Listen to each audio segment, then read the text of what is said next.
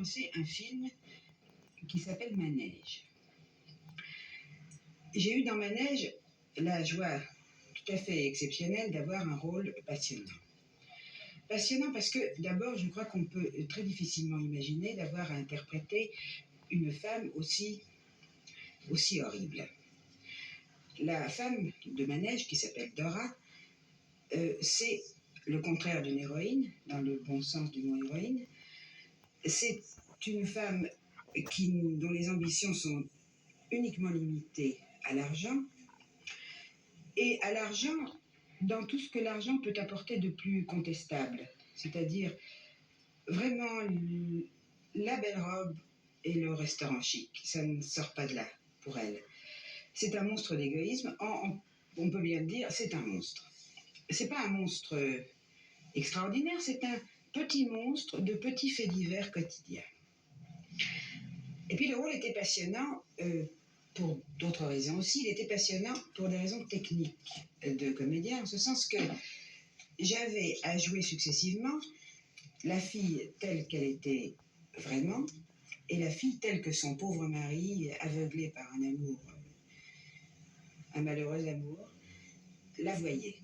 Ce qui fait que j'avais toujours à jouer presque toutes les scènes comme Dora les avait, enfin plutôt les répliques, comme Dora les disait du fond de son cœur très dur et très méchant, et puis à rejouer après les mêmes scènes, les mêmes répliques, comme Blier, en mari aveugle, les avait entendues comme s'ils étaient passés à travers un filtre mystérieux. C'était très amusant à faire, et d'ailleurs, c'est un film dans lequel nous nous sommes beaucoup amusés aussi. Tous ensemble. Mais quand le film est sorti, j'ai eu des surprises. J'ai eu des surprises parce que je me suis aperçue à ce moment-là à quel point le public fait l'identification des personnages qu'il a vus sur l'écran avec la personnalité des acteurs. D'ailleurs, on ne peut pas leur en vouloir tellement, on ne peut pas vous en vouloir, parce que dans le fond, si vous faites cette identification, c'est que vous avez cru au personnage qu'on vous a proposé. Alors, dans un certain sens, c'est plutôt un compliment. Je pense que, par exemple, il arrive à Gabin, quand il passe dans la rue, que des cyclistes lui disent « Salut mon pote, comment ça va ?» Et c'est normal que ça se passe comme ça. Je pense que si Madame Edwige Feuillet rentre dans un magasin, on a envie de s'adresser à elle comme on s'adresserait à la duchesse de Langeais si elle existait encore. L'identification peut aller très loin. Enfin, moi, j'ai un souvenir très précis parce qu'il me touche de près. Et je vous assure que cette histoire est authentique, lorsque Vanel est venu déjeuner la première fois avec nous à la campagne, il ne connaissait pas le chemin de la maison, il a demandé son chemin à l'épicier du village, l'épicier le lui a indiqué, et dans l'après-midi, il est venu, l'épicier, demander à la personne qui travaille chez moi si c'était bien Vanel qui était venu déjeuner. Alors elle lui a dit oui, c'est lui, il déjeune, il est en train de déjeuner. Il a dit comment ? Il vient déjeuner chez Montand après tout ce qu'il lui a fait dans le salaire ? C'est merveilleux, non ? Il y a un autre cas d'identification qui tourne bien d'ailleurs, c'est le cas de Brasseur. Pour nous autres qui connaissons Brasseur pour nous c'est quelqu'un de merveilleusement bon et merveilleusement gentil, parce qu'on le connaît. Pendant des années, Brasseur a vécu sur le souvenir de cette paire de claques magistrales qu'il prenait dans le Quai des Brumes. Et pour les gens, il a été très longtemps le vilain, méchant, lâche et traître. Enfin, maintenant, dans le film de René Clair, il vient de jouer un bon, gros, gentil. Et pour nous, c'est une grande joie de voir que le public va enfin connaître ce qu'est Brasseur réellement. D'ailleurs, il ne faut pas oublier qu'il n'y a pas si longtemps, à la sortie de l'Ambigu, on attendait le traître pour le recès à la porte des artistes. Donc,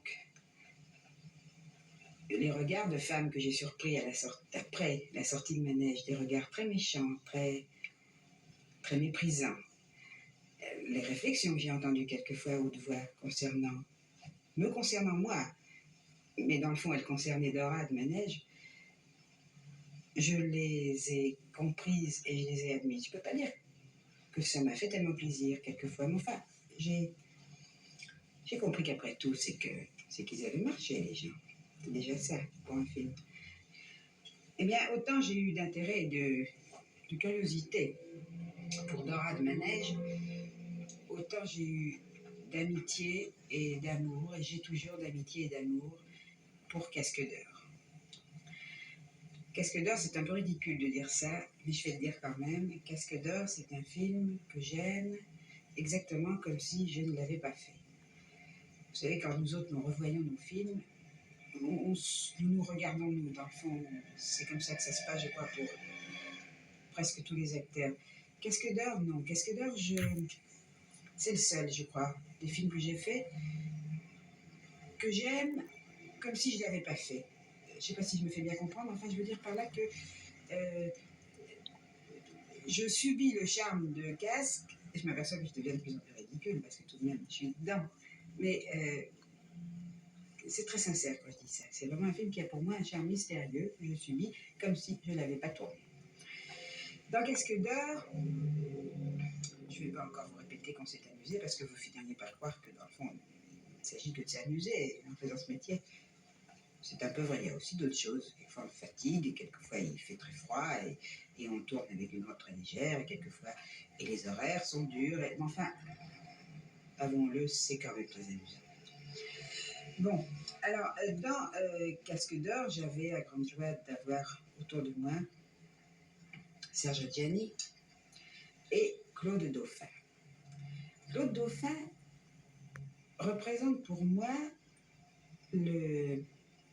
rentre pour moi dans la catégorie des acteurs que j'ai connus acteurs avant d'être moi actrice. C'est-à-dire que quand j'étais encore en classe, Claude Dauphin était déjà un très jeune premier.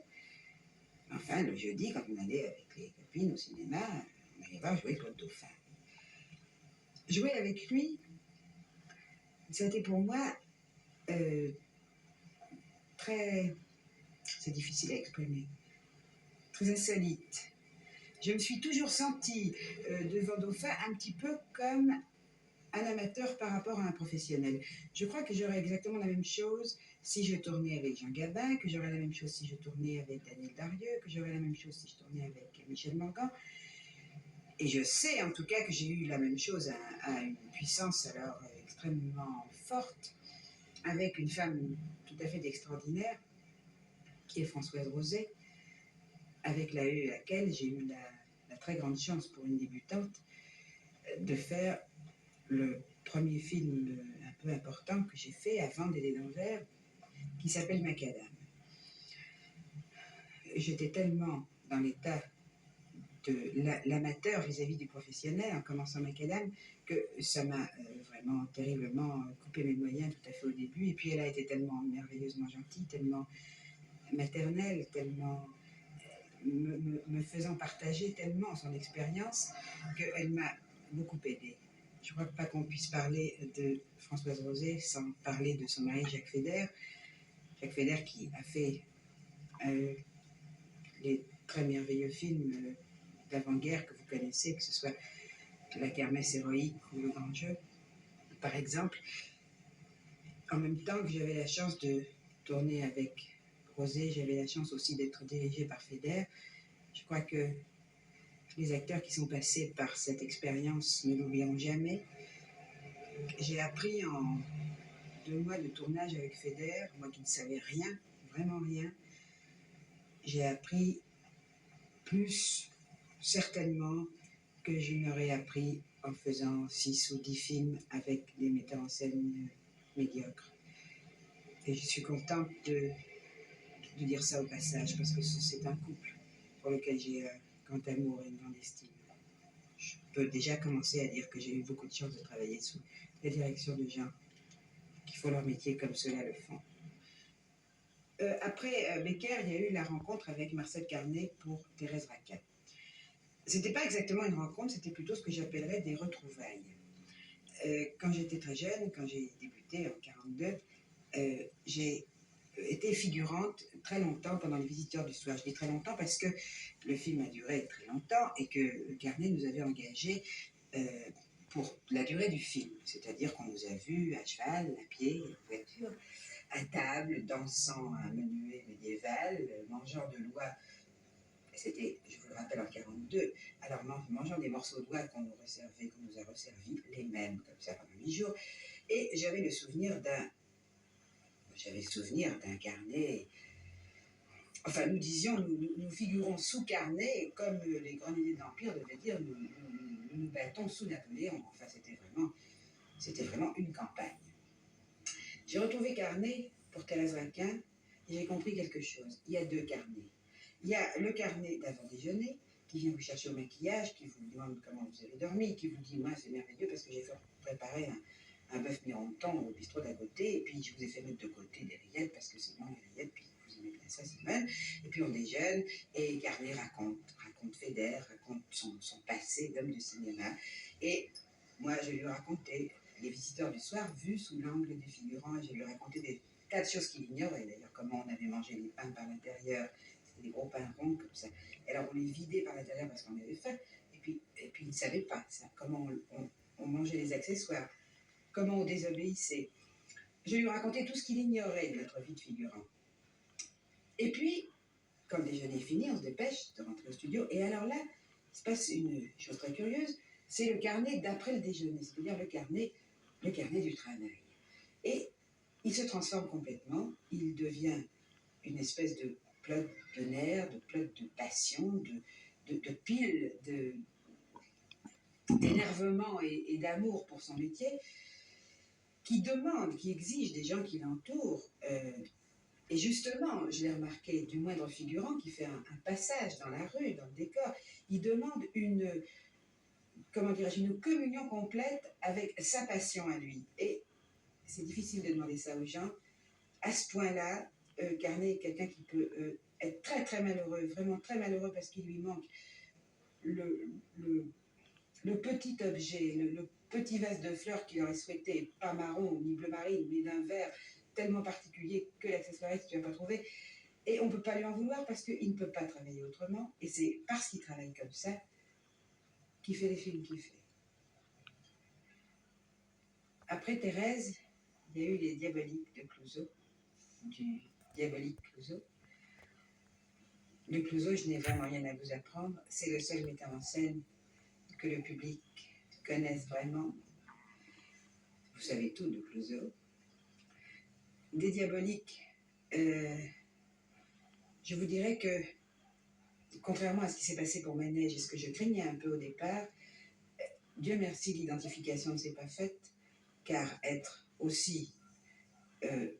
un monstre aussi hypertrophié que celui des Diaboliques, c'est tout de même pas une chose courante.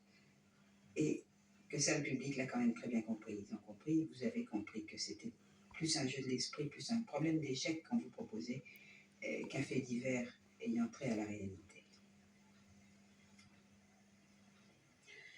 Tandis que dans la journée, je tournais des Diaboliques, c'est-à-dire que je remplissais des baignoires et que je vidais des piscines et que je transportais des paniers de gosiers étranges, le soir, je répétais Les Sorcières de Salem. Les Sorcières de Salem, pour moi, c'est une date très importante de ma vie parce que c'est la première fois que j'ai joué une pièce dans un théâtre. Je dois d'avoir sauté ce pas qui pour moi était énorme parce que plus j'avançais dans la carrière cinématographique et plus je devenais maîtresse de mes moyens par rapport à la technique cinématographique, plus j'avais l'impression que je m'éloignais à tout jamais de la possibilité du travail de scène. On dit beaucoup dans le métier que c'est impossible de faire les deux. Je crois que c'est très possible. Je dois d'avoir sauté ce saut, d'avoir surmonté ce trac qui m'a prise quand j'ai lu la pièce avec mon temps et que nous l'avons trouvée merveilleuse et que nous avons décidé de la jouer. Le trac a commencé à m'envahir à l'avance. Je dois d'avoir sauté ce pas donc à 2 personnages, à mon temps d'une part qui m'a, de par son expérience de la scène, rassuré, et à Raymond Rouleau, d'autre part, qui, par cette extraordinaire maîtrise de son métier de metteur en scène de théâtre, m'a réconforté, m'a porté, m'a encadré, m'a aidé, comme je souhaite à beaucoup d'acteurs d'être aidés dans leur carrière. Les Sorcières de Salem, qui était une pièce difficile, a été un gros succès complet, c'est-à-dire que ça a été un succès d'estime et un succès populaire. J'entends par là que tous les publics sont venus voir Les Sorcières de Salem. Nous l'avons joué 280 fois, tous les soirs avec un plaisir et une émotion extraordinaire, et nous avons décidé d'en faire un film. Quand je dis nous avons décidé, j'entends bien nous, c'est-à-dire Montan, Rouleau et moi. L'affaire était difficile à monter parce que ça n'était pas exactement le genre de sujet facile pour lequel on trouve un producteur tout de suite.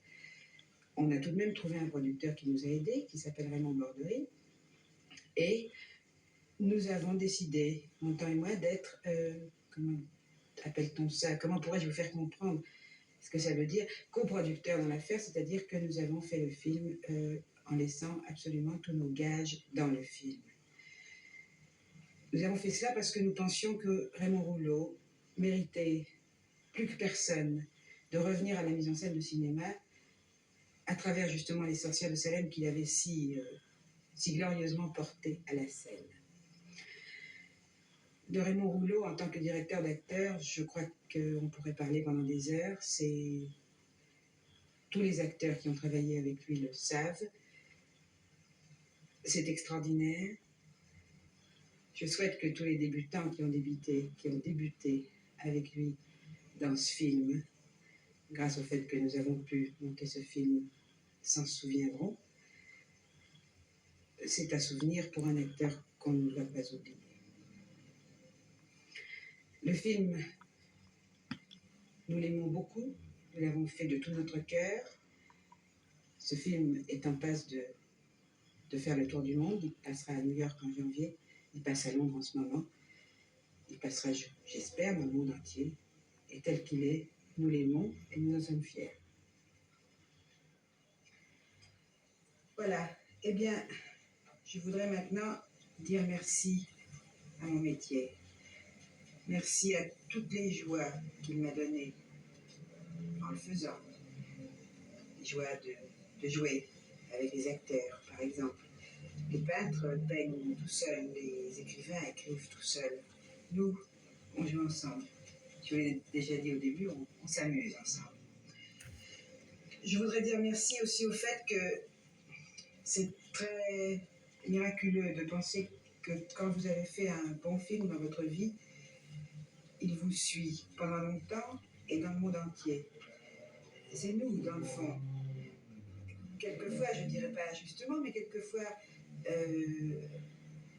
un peu injustement tout de même, c'est nous seuls, très souvent, qui restons les bénéficiaires d'un bon film, parce qu'on nous reconnaît. Que vous vous promenez à Rio tout d'un coup, à Rio de Janeiro ou à Mexico, et qu'on vous dit « Ah, je vous ai vu dans un film ». Et ça, c'est aussi très merveilleux quand on a aimé le faire, ce film. Je voudrais dire merci aussi à toutes les joies matérielles que nous donne nos métiers. Vous savez très bien que nous avons de très bonnes vies. Vous savez que nous pouvons faire des tas de choses. Nous faisons des voyages merveilleux. Nous sommes reçus merveilleusement. Nous habitons de bons hôtels. Nous avons de beaux vêtements.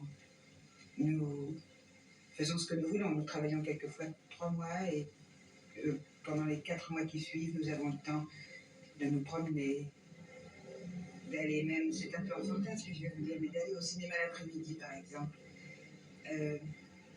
Moi, quand je vais au cinéma l'après-midi, je trouve ça extraordinaire qu'on puisse aller au cinéma l'après-midi parce que quand j'étais petite, c'était défendu. Maintenant, c'est permis. De faire exactement ce qui nous plaît et ce qui nous amuse. Mais je crois tout de même, et c'est comme ça que je terminerai, que cet amour que nous portons à notre métier ne doit pas, pour notre propre santé morale, pour notre propre bonheur, ne doit pas être exclusif. Je ne crois pas qu'il faille baser tout uniquement sur le métier. Je ne crois pas qu'il faille ne penser qu'au meilleur rôle qu'on pourrait avoir je ne crois pas qu'il faut être affolé parce qu'il en arrive une autre qui est plus jeune, plus belle, qui risque d'être meilleure. Je parle d'une autre actrice. Je ne crois pas qu'il faille nager, comme disent certains, nager, remuer, battre l'eau pour absolument ne jamais s'arrêter, continuer, recommencer, répéter, penser à l'autre histoire. Je crois qu'il faut aussi prendre le temps de vivre. Il y a quelqu'un qui a écrit quelque part, peut-être je me trompe en pensant que c'est Giraudoux, mais enfin, si c'est lui, tant mieux parce que c'est très joli, qui a dit « Si tu n'y prends pas garde, ta vie se déroulera sans toi ». Ça, il ne faut pas que ça arrive aux acteurs. Je crois que, en tout cas en ce qui me concerne, je suis intimement persuadée, c'est comme ça que je fais ma vie. Je crois qu'il faut, quand on aime un homme, il faut vivre avec l'homme qu'on aime, vivre complètement. Et vivre, ça veut dire s'intéresser à ce qu'il fait, être avec lui. Je crois que si on a un enfant, ce qui est mon cas aussi, il ne faut pas le laisser grandir en votre absence. Il ne faut pas s'apercevoir tout d'un coup qu'il n'est plus un enfant, mais qu'il est déjà un adolescent, sans avoir vécu avec lui. Je crois qu'il ne faut pas se détacher complètement non plus de la vie de tous les autres gens. Je ne crois pas qu'il faut être à 50 cm du trottoir, comme on dit. Je crois qu'il faut beaucoup absorber de la vie, de la vraie vie, et de notre vie, qui est la vie contemporaine. Et au bout du compte, et je vais quand même ramener ça au métier, au bout du compte, je crois qu'il y a beaucoup à gagner. En ce sens que jouer, ce sera ma dernière définition, c'est aussi restituer la vérité. Or, pour restituer la vérité, je crois qu'il faut l'absorber, il faut la vivre